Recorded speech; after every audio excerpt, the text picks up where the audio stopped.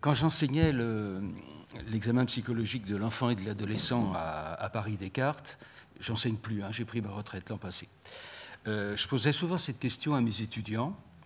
Je leur disais, et si on apprenait à un enfant les bonnes réponses qu'il faut donner au test, est-ce que cet enfant deviendrait plus intelligent? Qu'en pensez-vous? Alors évidemment, je m'empressais de leur déconseiller fortement de le faire, pour les raisons qu'on sait, mais la boutade me paraît quand même intéressante parce qu'elle pose des questions que je crois fondamentales. Une première question, celle de l'éducation ou de la rééducation des fonctions cognitives déficientes, comme les appelle Feuerstein, ce qui pose la question que vous avez évoquée tout à l'heure, du devenir d'un bilan psychologique. À quoi sert de stigmatiser des déficits si on ne propose rien en termes de suivi ultérieur? On fait des dossiers, on remplit des placards avec des dossiers, et après?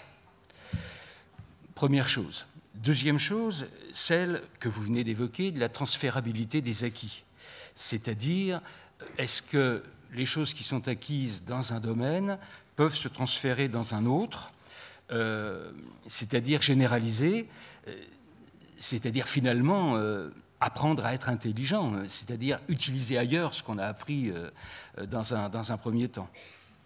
Un troisième point aussi qui peut être intéressant, c'est l'opposition entre les tests psychométriques classiques et qui sont très majoritaires, sinon exclusifs à l'heure actuelle, qui évaluent donc des structures, des connaissances déjà acquises, sans tenir compte des conditions de leur acquisition, des conditions dans lesquelles ces acquisitions ont été faites. Une quatrième question qui se posait derrière ma boutade, c'est celle de la prise en charge. Est-ce que l'éducation ou la remédiation cognitive est une affaire d'éducation, c'est-à-dire une éducation académique, proche de la pédagogie traditionnelle, ou bien est-ce qu'il faut aller vers une psychologisation sur un modèle psychothérapeutique? Par rapport aux plus grandes théories sur le fonctionnement cognitif, sur l'intelligence, on a des chercheurs, des praticiens qui ont tenté de bâtir des techniques d'apprentissage cognitif qui s'y rapportent. On pourrait dire qu'il y a autant d'approches d'éducation cognitive que de théories sur l'intelligence, peut-être. En fait, les tests sont généralement construits à partir de théories qui définissent des opérations mentales qui sont évaluées par les tests, et les méthodes de remédiation en sont généralement le prolongement.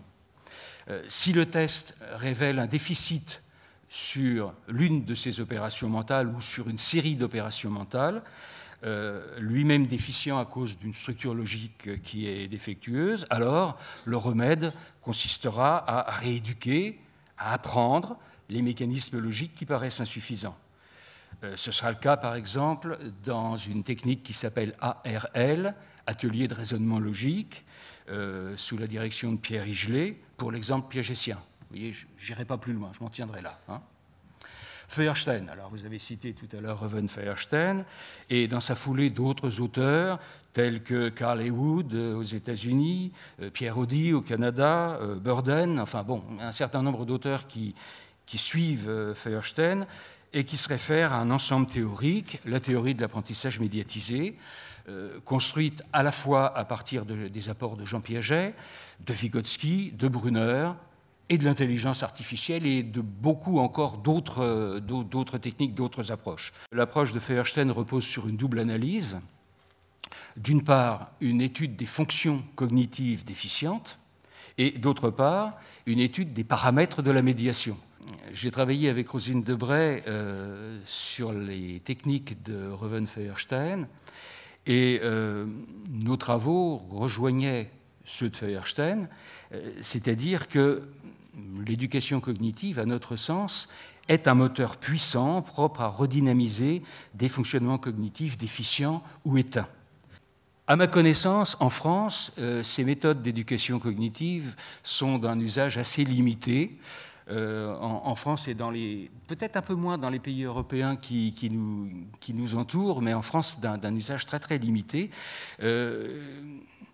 Je pense aux États-Unis, au Canada, mais j'ai découvert sur Internet récemment l'existence de Thinking Schools Movement, un mouvement pour la pensée, le développement de la pensée à l'école, et quelque chose qui est très présent en Angleterre, en Irlande, en Australie, en Nouvelle-Zélande, dont le but explicite est de développer les processus cognitifs dès le plus jeune âge, auprès d'une population tout venant ou d'une population susceptible d'échec.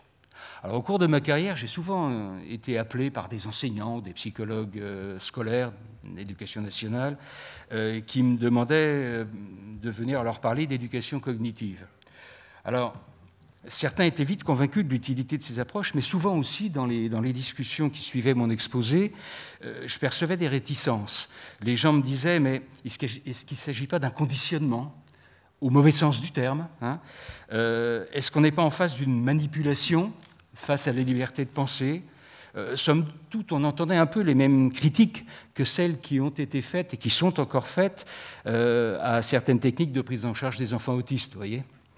Ce qui est sûr, c'est que nos rapports, les rapports qu'on avait déposés, Rosine Debray et moi, au ministère de l'Éducation nationale, n'ont jamais été suivis d'effet, hein, à peu près pas. Perspective d'avenir, je ne sais pas, mais il y a tout de même un signe. Le signe, c'est qu'aujourd'hui, sous l'égide des ECPA, se déroule une journée consacrée à la remédiation cognitive. Il y a 10 ans, quand j'avais rencontré Mireille Simon, qui dirigeait cette maison à l'époque, pour lui proposer l'édition de mon DDCP, mon développement des contenants de pensée, j'avais reçu un accueil certes cordial, Mireille Simon est quelqu'un de très affable, mais en même temps très mitigé. Mireille Simon m'avait dit « Les ECPA sont une maison d'édition de tests, pas de méthode de rééducation ». J'avais été obligé de mettre un peu le pied dans la porte quand même, hein, pour arriver à me faire entendre, en argumentant évidemment sur ce qui se faisait déjà largement aux États-Unis.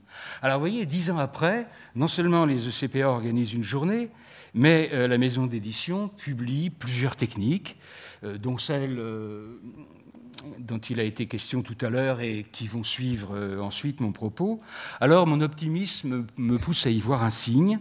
La remédiation cognitive a certainement encore de beaux jours devant elle, et on ne peut que s'en réjouir parce que je suis tout à fait convaincu de ses effets très positifs auprès des enfants et des adultes en difficulté pour penser, qu'il s'agisse du tout venant de la population ou des différentes pathologies de l'attention, de la mémoire et plus généralement des processus de pensée.